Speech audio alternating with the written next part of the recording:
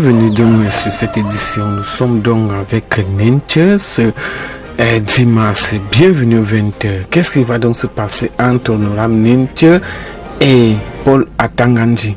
Il faudrait donc retenir qu'il a donc dans ce style. Qu'est-ce qui va donc se passer en Afrique? Bienvenue donc sur cette chaîne sociopolitique décryptage, analyse et questions. Bienvenue chers abonnés, nous sommes là pour l'agenda des infos. Bienvenue sur cette chaîne de l'un des créateurs de contenu d'Anini. Chaque jour qu'on dort, qu'on se réveille, il y a donc de nouveaux dossiers. Nous sommes avec vous, madame et monsieur. Rebonsoir à tous et bienvenue pour cette édition.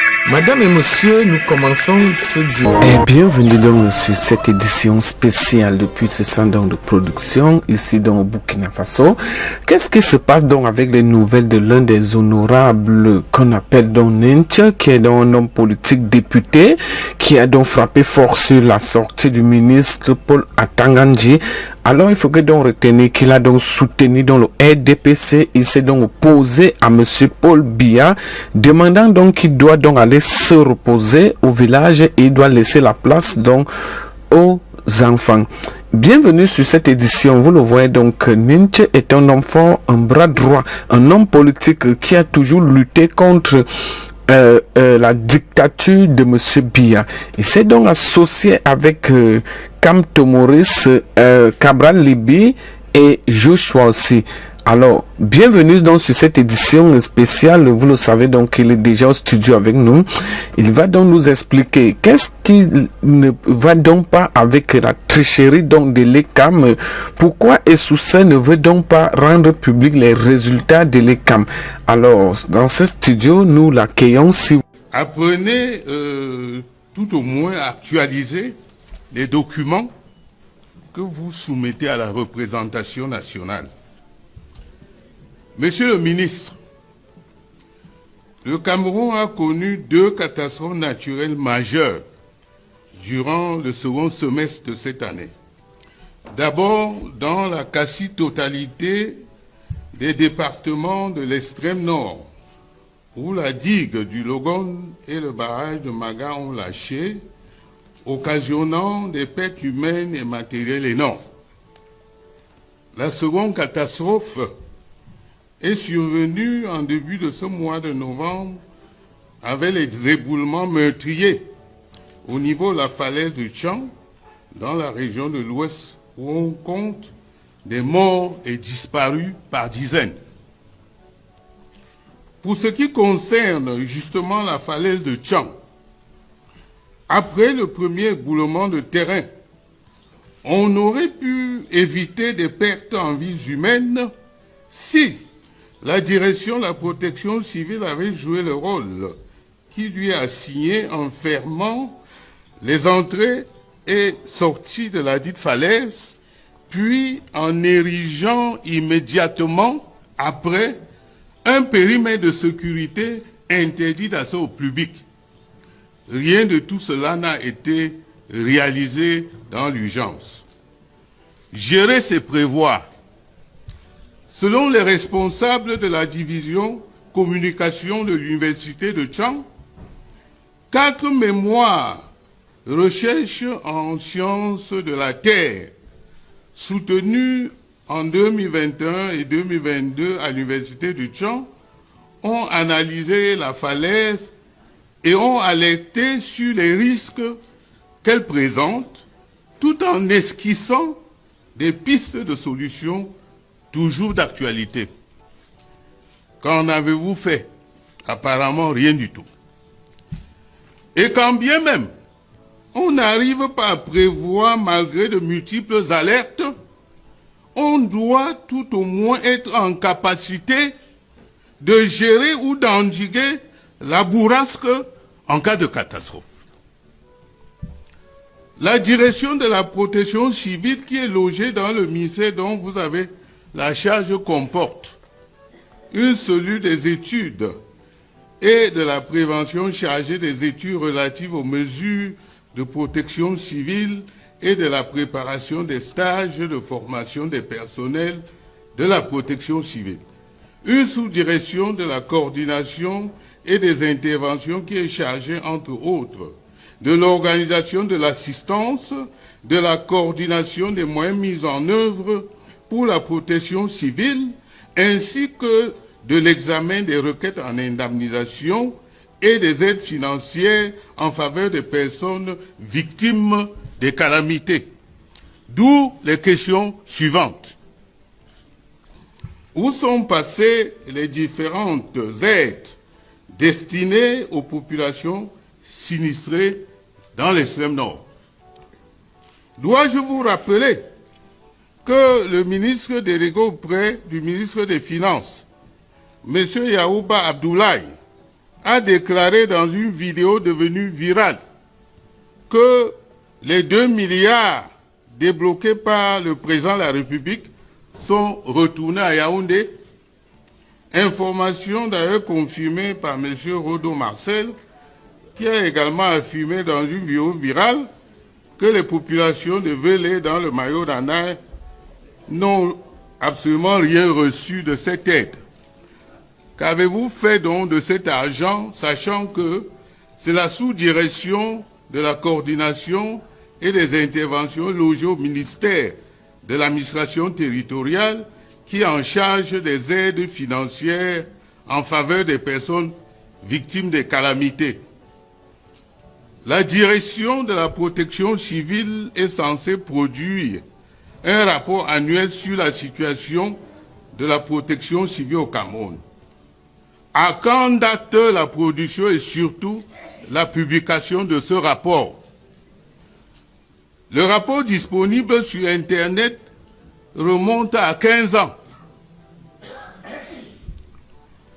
Depuis la survenance des inondations meurtrières dans l'extrême nord, il y a 12 ans, le montant alloué à la direction de la protection civile se chiffre en moyenne à 6 milliards de francs par an, soit la direction de la protection civile se chiffre en moyenne à 6 milliards de francs par an, soit 72 milliards en 12 ans.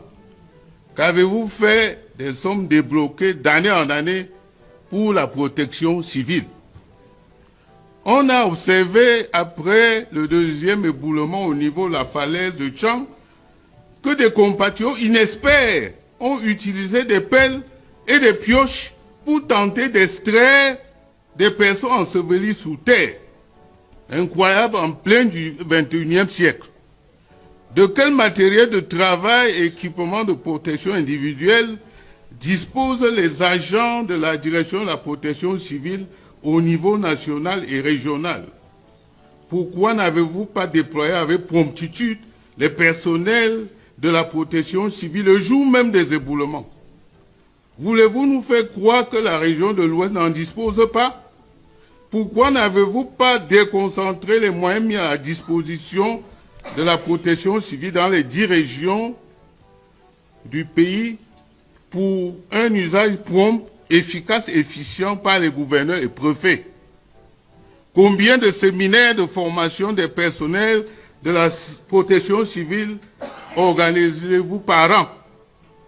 On a également vu des tractopelles entrer immédiatement en action sans sonder préalablement le sol avec des chiens renifleurs. Je vous informe que le dressage d'un chien renifleur coûte 200 fois moins cher que votre véhicule de fonction. Pouvez-vous décliner à la représentation nationale le compte d'emploi des moyens débloqués dans le cadre de la protection civile pour le compte de cette année? Et spécifiquement, depuis la survenance des éboulements de la falaise de Tchang, qu'est-ce qui justifie que vous n'ayez pas spontanément organisé une conférence de presse après ce drame humain pour dresser l'état des lieux, vous qui vous caractérisez par l'obsession frénétique de faire des sorties intempestives dans des domaines régaliens qui ne relèvent même pas de vos prérogatives ministérielles? Monsieur le ministre, cessez de vous moquer des Camerounais. La protection civile continuera à subir l'influence néfaste du ministère de l'administration territoriale. L'intégralité du fonds spécial doit être reversée à l'Agence nationale de la protection civile, qui doit également bénéficier d'une autonomie de gestion. Tant qu'une partie de ces fonds restera dans le giron du ministère de l'administration territoriale et que vous serez à la tête de ce ministère, la protection civile ne sortira pas de l'auberge. Pour terminer, Monsieur le ministre, la création de la protection civile est la preuve que la protection civile, sous votre magistère, a lamentablement échoué. Vous cherchez à masquer votre échec en ne voulant pas transférer l'intégralité des fonds. Bonjour à toutes et à tous, bienvenue dans ce live. Aujourd'hui, nous allons parler de l'actualité politique brûlante au Cameroun, les menaces de Paul Atanga-Ndji contre l'opposition, la répression qui s'intensifie et à l'approche de la présidentielle, les avocats en grève face aux violences des forces de l'ordre et bien sûr, nous allons décortiquer la machine électorale du régime Biya. Alors installez-vous, partagez le live et surtout préparez-vous à dire vos vérités. Bonjour Maître Alice. Bonjour Ali. Comment allez-vous? Eh bien, ça va chaudement et ça a été encore plus réchauffé par les menaces du ministre Atanga-Ndji récemment et son langage bien connu qu'il utilise pour menacer les populations dont il a la charge de la protection.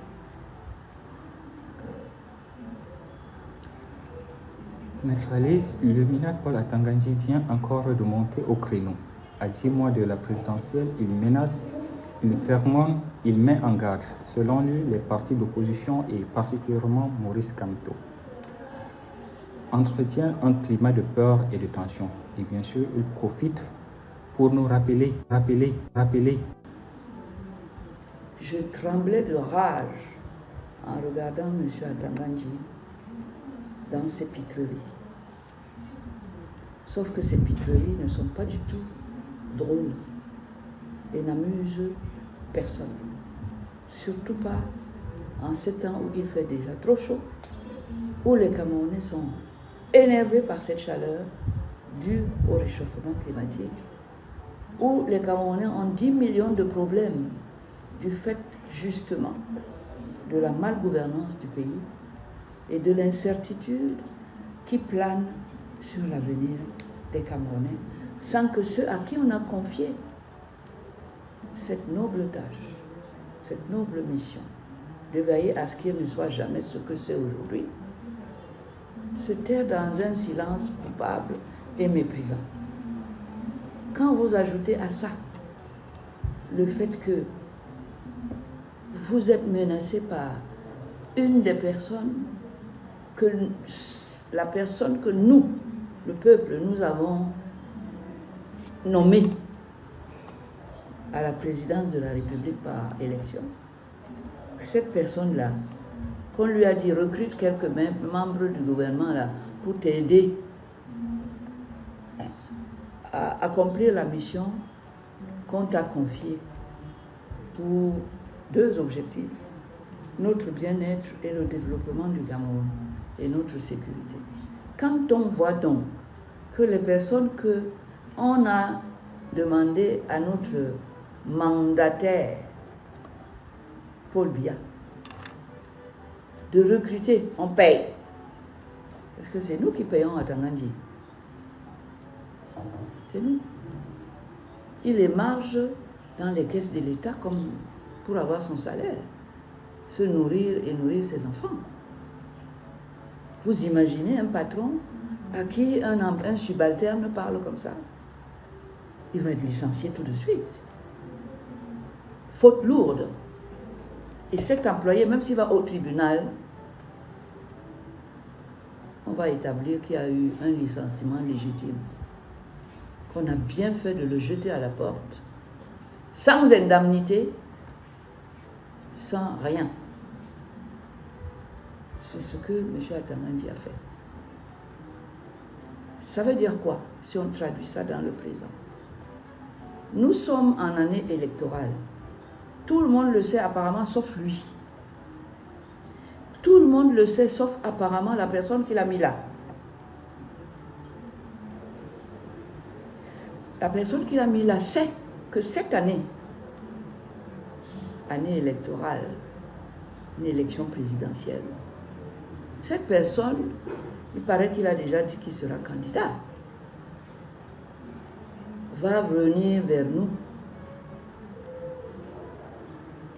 pour nous demander à genoux de lui renouveler notre confiance en continuant à lui donner nos vies, la vie de nos enfants, de notre autre démocratique. Vu cette situation, que c'est le peuple qui va élire le président, ce n'est pas Atangandi. Et manifestement, il ne le sait pas. C'est le peuple souverain qui va nommer son patron cette année. S'il le savait, il ne ferait pas ce qu'il fait. Tu ne menaces pas la personne qui va nommer bientôt la personne qui va te nommer à ce poste-là. Parce que tu vas l'embarrasser. Parce que quand il va vous envoyer les uns les autres du parti, de son parti au pouvoir, pour nous demander de voter pour lui, parce qu'il y aura de la concurrence, vous allez leur dire que vous demandez ça pourquoi? Qu'est-ce qu'ils peuvent attendre d'un tel individu? Comment ils peuvent continuer avec une telle équipe qui les méprise, qui les menace, qui est prêt à les passer à la moulinette, à les broyer?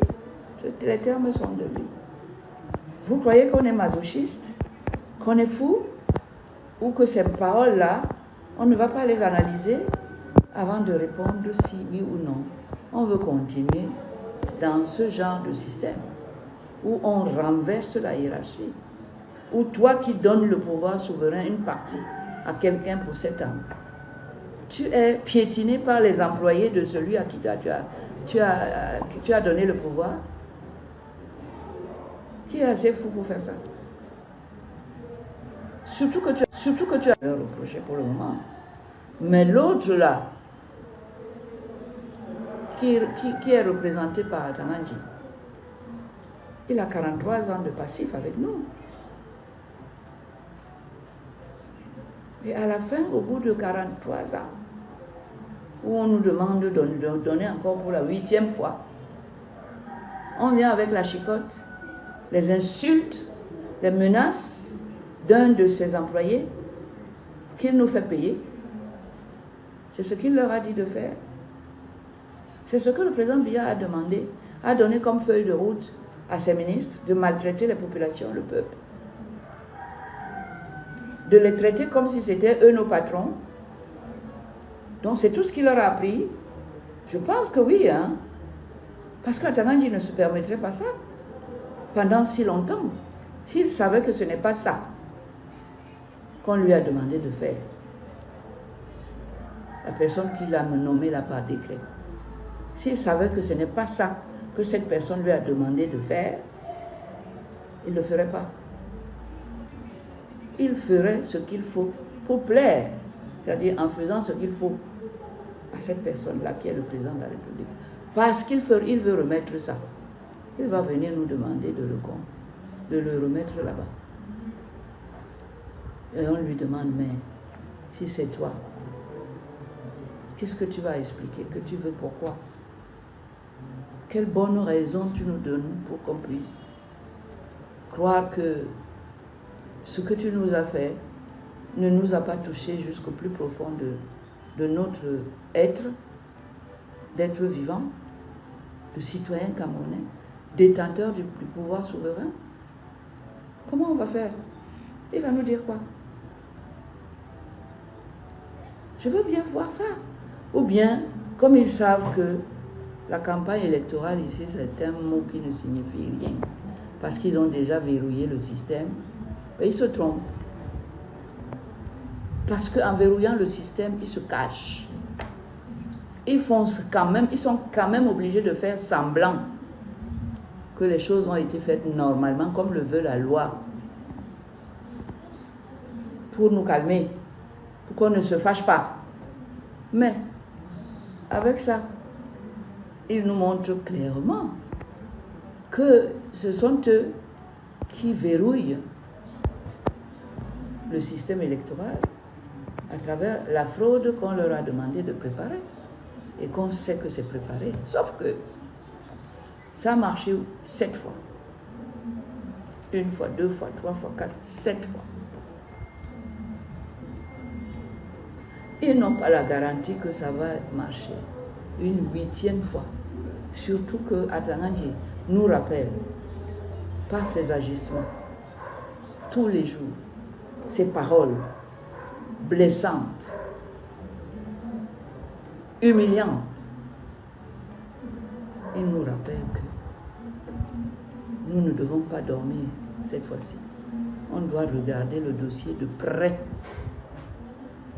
On doit bouger pour que c'est notre voix et seulement notre voix qui fasse déclarer vainqueur sa personne, qui lui a donné une feuille de route de méchanceté, de mauvais comportement, de mal élevé, de fou, de menaçant, de violent, de brutal, pour qu'il ne voit pas que c'est ça la nourriture que nous attendons de lui, que c'est ça que nous voulons de lui. Il faudrait qu'on le lui exprime clairement dans les urnes, les yeux bien ouverts, chasser la fraude et nous laisser parler fort et gagner contre la fraude, pour qu'on puisse dire à ce monsieur et à son équipe qu'on va vous balayer cette fois-ci. Ça suffit. Vous êtes allé trop loin. Vous avez poussé le bouchon trop loin. Et vous avez cassé la bouteille. Elle a explosé. Le liquide qu'il y a dedans, qui était le liquide de vie, s'est renversé. Rendez-vous cette année. Rendez-vous aux élections. Rendez-vous aux urnes. Et on va voir qui va parler plus haut que l'autre. Entre Atanganji et les électeurs, c'est-à-dire le peuple camerounais. Rendez-vous ce jour-là, M. Atanganji. Venez nous gronder le jour du vote, on voit. Si tu es garçon, fais ça, on voit. Franchement, je me sentais blessée. J'avais envie de sauter sur ma télé et d'aller lui donner un coup de poing bien sur sa bouche en lui disant « Tais-toi !» Ça ne se fait pas. Tu n'es pas plus fort que le peuple camerounais tout entier. D'ailleurs, tu n'es que parce que nous sommes. Tu es parce que nous avons voulu. Et on va te montrer que quand on ne veut plus, ça va changer. On va exprimer ça. Alors, cette question se pose 1001 fois sur la toile. Maurice Kamto, candidat ou pas? Maître Alice, le ministre a lancé une pique à Maurice Kamto, insinuant que son boycott des municipales et législatives de 2025 pourrait l'empêcher d'être candidat en 2025. Il dit en gros, si tu dors, ne te réveille pas maintenant pour parler des élections. Maître Alice, est-ce que juridiquement, il peut réellement empêcher la candidature de Kamto ou c'est juste de l'intimidation pure et simple? Ils peuvent empêcher, il faut enlever juridiquement. Ils D'accord. peuvent par la force, parce qu'on dirige ce pays par des coups de force et des abus. Mais sinon, se présenter à une élection, c'est un droit fondamental. M. Kamto a le droit de se présenter à cette élection. Il n'a pas été condamné. Ce n'est pas un repris de justice. C'est un citoyen plus que normal. Et s'il veut être candidat, C'est nous seuls, le peuple, qui devons lui dire que tu ne peux pas être président. En ne le votant pas. Ce n'est pas un individu qui va tenir la carrière politique de Kamto dans ses mains et en faire ce qu'il veut. Ses mains et en faire ce qu'il veut. C'est faux. Il faut éviter la colère du peuple. Hein. On ne va pas laisser ça se passer. Laissez Kamto se présenter. Vous avez déjà tout cherché contre ce monsieur. Depuis qu'il vous a battu aux précédentes élections et que vous avez, par la force, renversé les résultats. Il ne sera pas fait cette fois-ci. Pendant que nous combattons de façon constante ceux qui ourdissent des complots pour faire des coups d'État militaires au Cameroun, d'autres les préparent tranquillement. Le peuple camerounais doit savoir de quel côté se situe chacun. C'est important. On ne peut pas continuer comme ça, dans la confusion. Donc, on voit d'ici le scénario. Parce que, je vous ai dit, quelqu'un demande un regroupement de partis politiques, dit qu'il faut une transition au Cameroun. Mais qu'elle se pose la question de savoir si cette transition doit être civile ou militaire. Donc, point d'interrogation. On voit d'ici le scénario. Oh, bien sûr, pour être tout à fait complet, leur discours a évolué. Je pense que dans l'ATP, on trouve aujourd'hui des gens qui disent il faut toujours la transition, mais allons aux élections pour faire la transition. Mais ce n'était pas le cas au début. Et j'ai le droit de dire la vérité aux Camerounais. Au début, on disait il faut une transition. Elle doit être civile ou militaire. Si elle est civile, il faut aller négocier avec le RDPC et M. Biya pour que cette transition se fasse sous la conduite du président de la République actuelle et qu'on leur donne des portefeuilles ministériels. C'était ça, la transition, version civile. Si ce n'est pas cette version civile, alors il faut faire une transition qui se passe par un coup d'État militaire. Donc je crois que cela doit être clair. Maintenant, quand il y a eu sans doute du recul, je veux bien les créditer de cela, du recul parmi certains dirigeants de partis politiques ou membres de cette organisation, sans doute aussi ont-ils écouté le peuple camerounais. Sans doute encore, j'aurais la faiblesse de croire qu'ils ont été un tant soit peu attentifs à notre argumentaire, qu'on ne peut pas être démocrate et militer, plaider pour un coup d'État militaire. De toute façon, les militaires font ce qu'ils veulent, ils ne demandent pas notre avis. Alors n'allez pas leur demander de faire ce qui ne relève pas de vous. Moi, je suis un civil. Je n'ai pas d'armée, je n'ai pas de milice. Je ne dis aux Camerounais que ce que je peux faire avec eux. Et nous disons depuis plus de 10 ans que le MRC existe, que nous voulons le changement dans la paix et par les urnes. J'ai dit cela depuis 10 ans. Je loue le ciel parce que les Camerounais comprennent maintenant que tout dépend d'eux. C'est dans la paix et par les urnes. Vous ne nous ferez jamais dire ce que nous ne disons pas. Nous combattons cela. Et donc, je dis, on voit d'ici le scénario.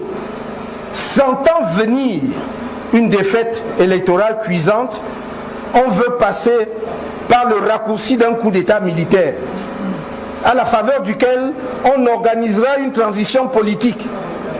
Puis on va restaurer le régime qui est rejeté par les Camerounais et qui lui ont donné sa chance pendant 40 ans. Voilà le scénario. Ah, on voit qu'on va perdre les élections. Non, non, il faut que l'armée intervienne. L'armée intervient, prend le pouvoir et commence une transition. La transition, c'est le meilleur moment pour faire les emplettes politiques. Chacun se bat pour avoir un poste. Sauf que d'ailleurs, comme je l'ai souvent dit, dans la plupart des pays, la transition commence, on ne sait pas quand elle finit.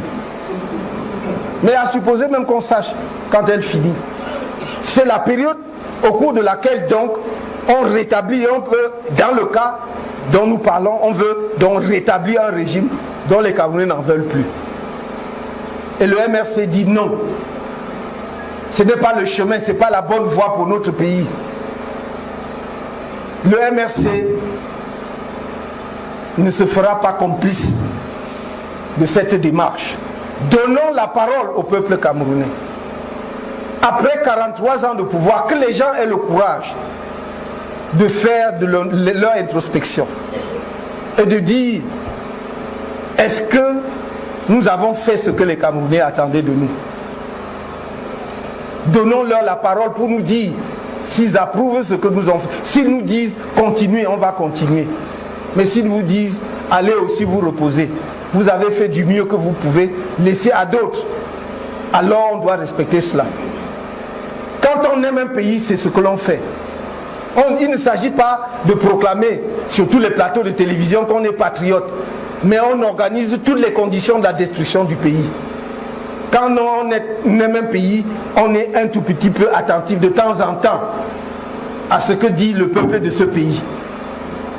Et le peuple de ce pays dit, depuis 10 ans au moins, il y a quelqu'un à qui l'histoire, le ciel, le peuple, tout ce que vous voulez, et son prédécesseur a confié le pouvoir en 1982. Il a fait de son mieux.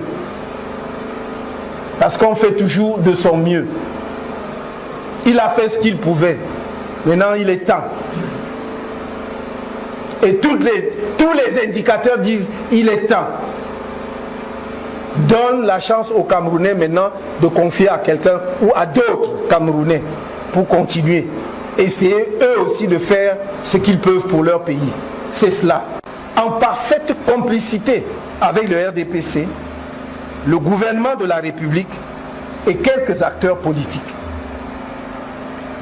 Dans un style qui lui est propre, Monsieur le ministre de l'administration territoriale, au mépris de la Constitution qui, en son article 3, dispose que les partis et formations politiques concourent à l'expression du suffrage, fin de citation, a, dans un communiqué du 2 mai 2025, ouvertement menacé les, je cite, hommes politiques véreux contre toute tentative de manipulation pernicieuse de l'ordre public, troublant la tranquillité des citoyens avec des relents de troubles à l'ordre public. Fin de citation. Il a ensuite révélé avoir instruit aux autorités administratives de ne plus tolérer les inscriptions faites, je cite, par certains politiciens en quête de notoriété. Fin de citation.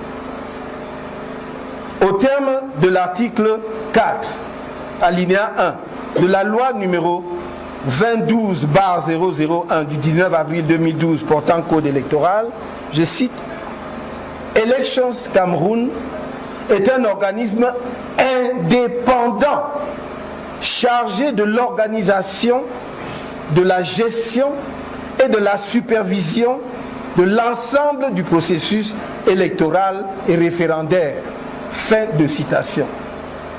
En conséquence de cette disposition, Elections Cameroun est doté de la personnalité juridique et jouit d'une autonomie de gestion.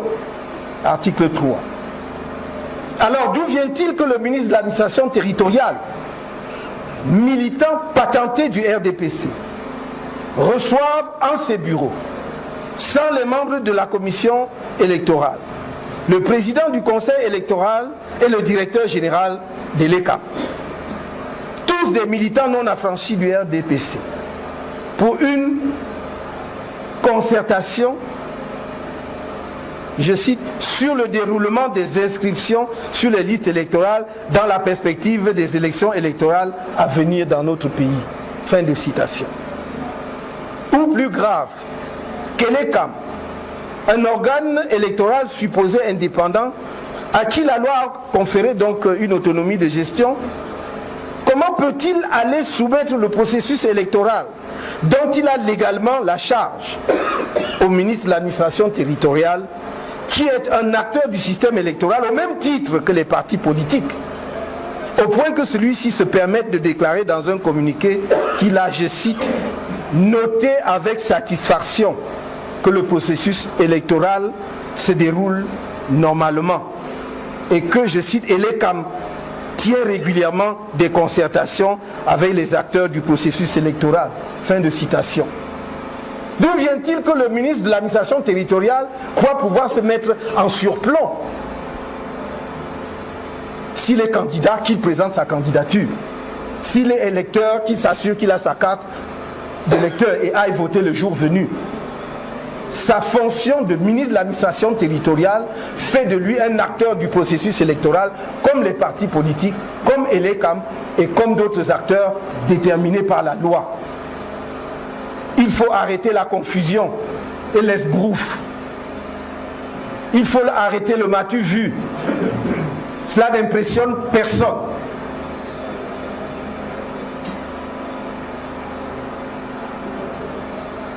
Nous sommes là en face d'une grave violation supplémentaire des lois électorales que M.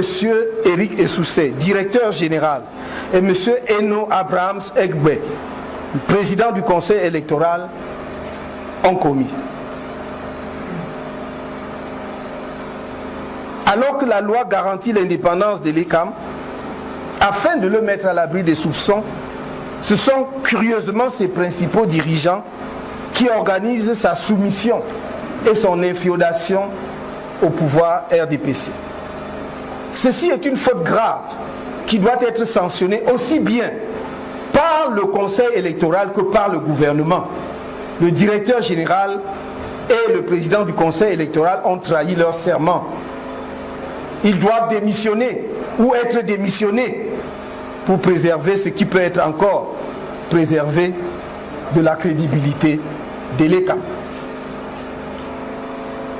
En parfaite synchronisation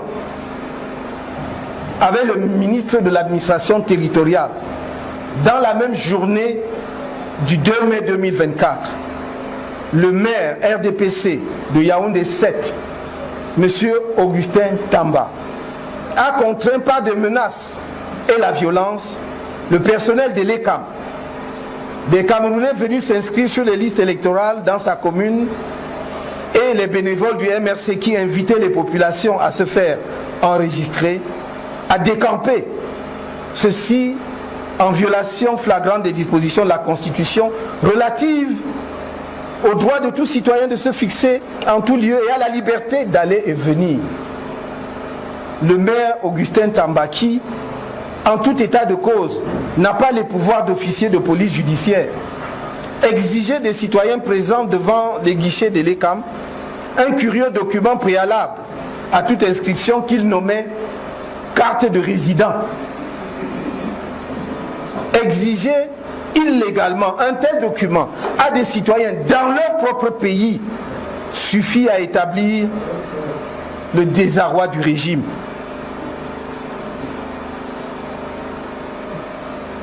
Et ces dérives tribalistes qui avaient atteint un point d'orgue en 2018 et dont le pays souffre encore des relents. Jusqu'où allons-nous continuer de vivre et de supporter ces dérives inacceptables? Dans le sillage de l'ECAM, du gouvernement et du RDPC, d'autres mènent ostensiblement campagne contre les inscriptions sur les listes électorales et estiment que les élections seraient une perte de temps.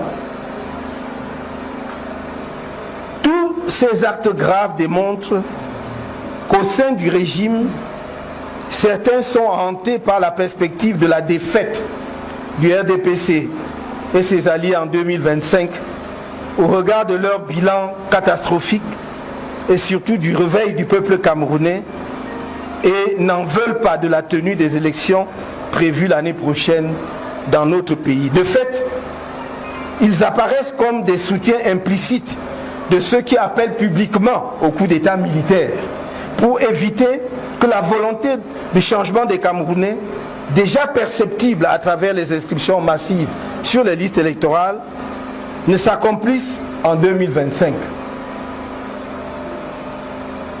Voilà un parti politique, le RDPC, autoproclamé rouleau compresseur, qui essaye par tous les moyens de fuir les élections et qui confirme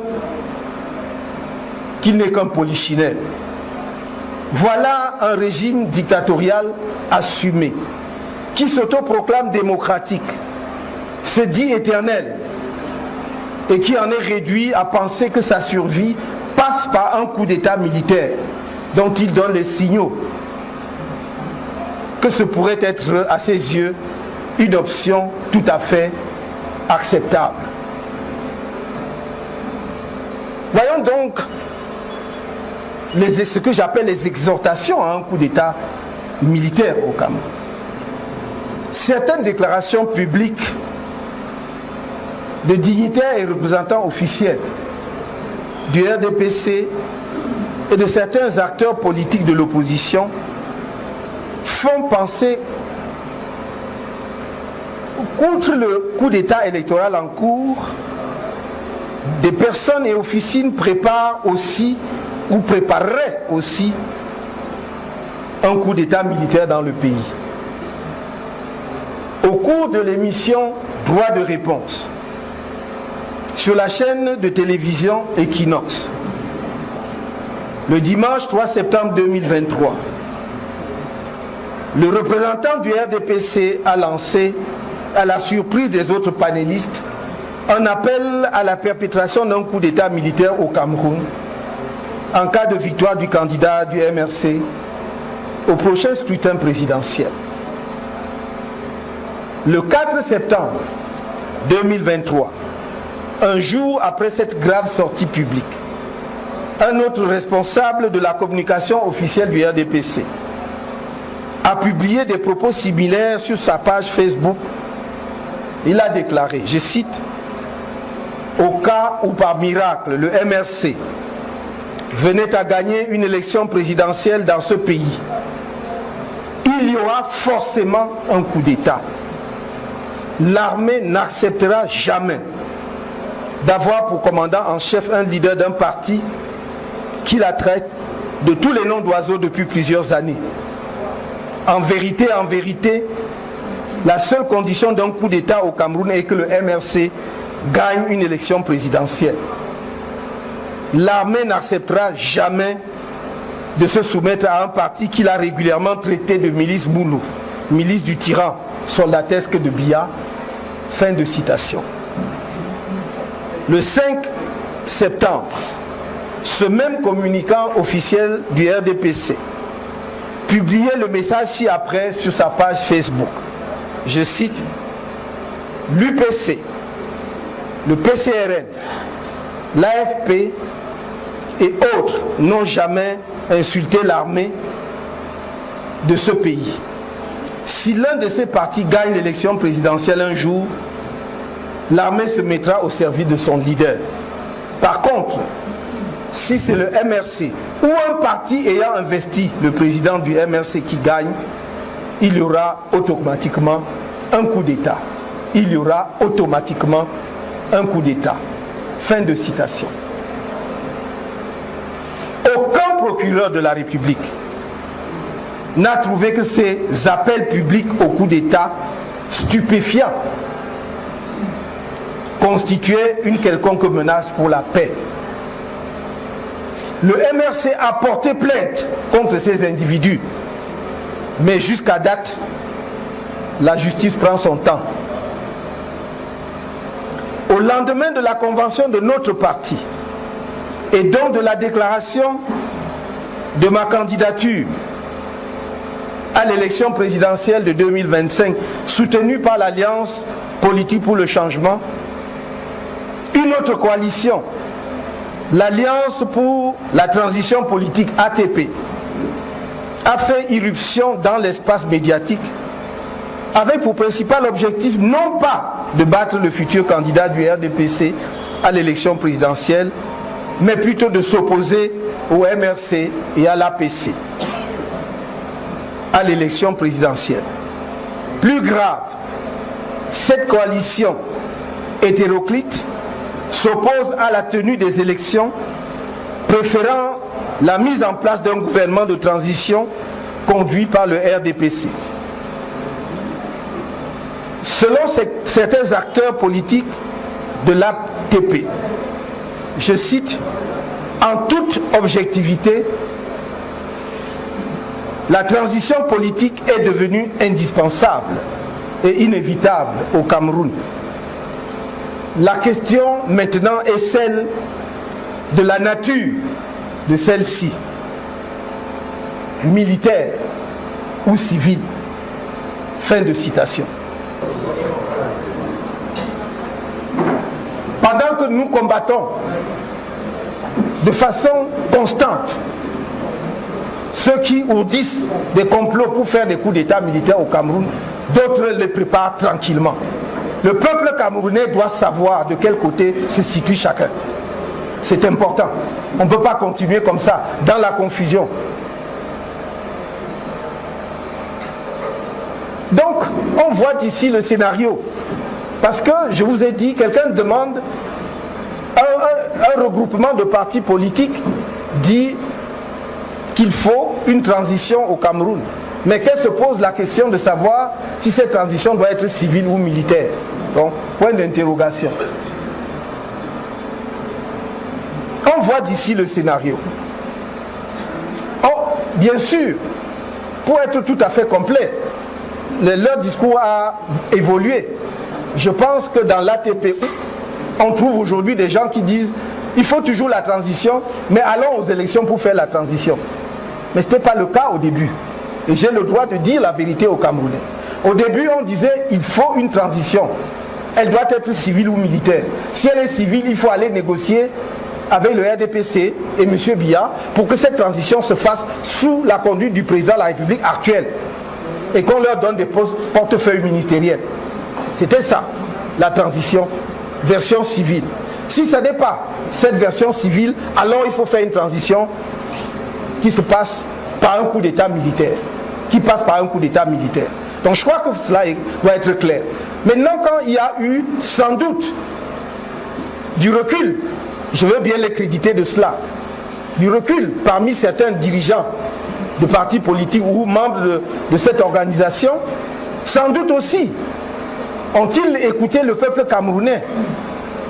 Sans doute encore, j'aurais la faiblesse de croire qu'ils ont été un tant soit peu attentifs à notre argumentaire, qu'on ne peut pas être démocrate et militer, plaider pour un coup d'État militaire. De toute façon, les militaires font ce qu'ils veulent, ils ne demandent pas notre avis. Alors n'allez pas leur demander de faire ce qui ne relève pas de vous. Moi, je suis un civil. Je n'ai pas d'armée, je n'ai pas de milice. Je ne dis aux Camerounais que ce que je peux faire avec eux. Et nous disons depuis plus de 10 ans que le MRC existe, que nous voulons le changement dans la paix et par les urnes. J'ai dit cela depuis 10 ans. Je loue le ciel parce que les Camerounais comprennent maintenant que tout dépend d'eux. C'est dans la paix et par les urnes. Vous ne nous ferez jamais dire ce que nous ne disons pas. Nous combattons cela. Et donc, je dis, on voit d'ici le scénario. Sentant venir une défaite électorale cuisante, on veut passer par le raccourci d'un coup d'État militaire, à la faveur duquel on organisera une transition politique. Puis on va restaurer le régime qui est rejeté par les Camerounais et qui lui ont donné sa chance pendant 40 ans. Voilà le scénario. On voit qu'on va perdre les élections. Non, il faut que l'armée intervienne. L'armée intervient, prend le pouvoir et commence une transition. La transition, c'est le meilleur moment pour faire les emplettes politiques. Chacun se bat pour avoir un poste. Sauf que d'ailleurs, comme je l'ai souvent dit, dans la plupart des pays, la transition commence, on ne sait pas quand elle finit. Mais à supposer même qu'on sache quand elle finit. C'est la période au cours de laquelle donc on rétablit un peu, dans le cas dont nous parlons, on veut donc rétablir un régime dont les Camerounais n'en veulent plus. Et le MRC dit non. Ce n'est pas le chemin, ce n'est pas la bonne voie pour notre pays. Le MRC ne se fera pas complice de cette démarche. Donnons la parole au peuple camerounais.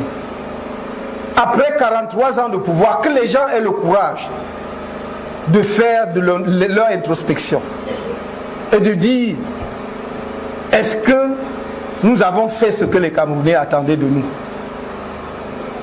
Donnons-leur la parole pour nous dire s'ils approuvent ce que nous avons fait. S'ils nous disent continuez, on va continuer. Mais s'ils vous disent allez aussi vous reposer, vous avez fait du mieux que vous pouvez, laissez à d'autres, alors on doit respecter cela. Quand on aime un pays, c'est ce que l'on fait. Il ne s'agit pas de proclamer sur tous les plateaux de télévision qu'on est patriote, mais on organise toutes les conditions de la destruction du pays. Quand on aime un pays, on est un tout petit peu attentif de temps en temps à ce que dit le peuple de ce pays. Et le peuple de ce pays dit, depuis 10 ans au moins, il y a quelqu'un à qui l'histoire, le ciel, le peuple, tout ce que vous voulez, et son prédécesseur a confié le pouvoir en 1982. Il a fait de son mieux. Parce qu'on fait toujours de son mieux. Il a fait ce qu'il pouvait. Maintenant, il est temps. Et tous les indicateurs disent il est temps. Donne la chance aux Camerounais maintenant de confier à quelqu'un ou à d'autres Camerounais. Vous avez donc suivi le discours de Kamto qui s'est donc entretenu avec ces employés de l'ANT.